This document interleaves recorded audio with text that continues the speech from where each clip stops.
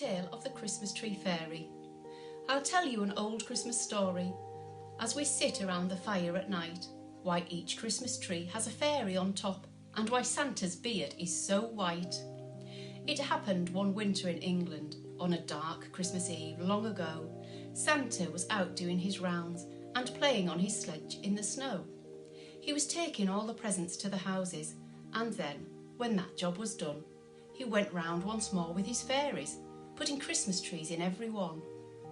Now, just when he thought he might finish, and the last house was almost in sight, he went to fetch more trees off his sledge, and he found out he was 4 trees light.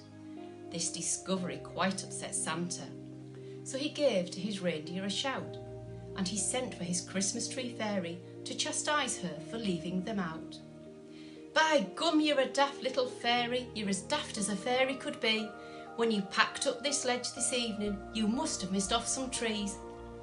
"Oh dear," replied little fairy, "it was really quite unfairy-like. I'll have to go back to the factory." And with that she jumped on her bike. "Hold on just a minute," cried Santa. "There's a way that won't let you forget. Fetch a tree for each of your fingers on the right hand. You'll get it right yet." Now, if you could have seen little fairy, there was trouble to come, you could tell. When she was counting her fingers, she counted her thumb in as well. Now Santa had waited for hours. His patience was running quite dry, till at last he saw little fairy pedalling for all she was worth through the sky. But then as the fairy got nearer, Santa's anger, it grew more and more. He could see from the load she was bearing that she'd fetched 5 trees and not 4.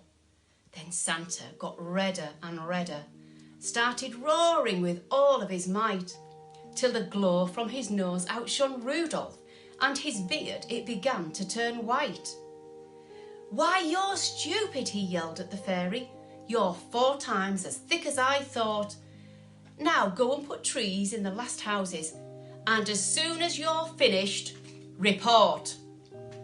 So straight away off went our fairy, and as soon as she'd finished the last place, she brought the 5th tree back to Santa and waved it in front of his face.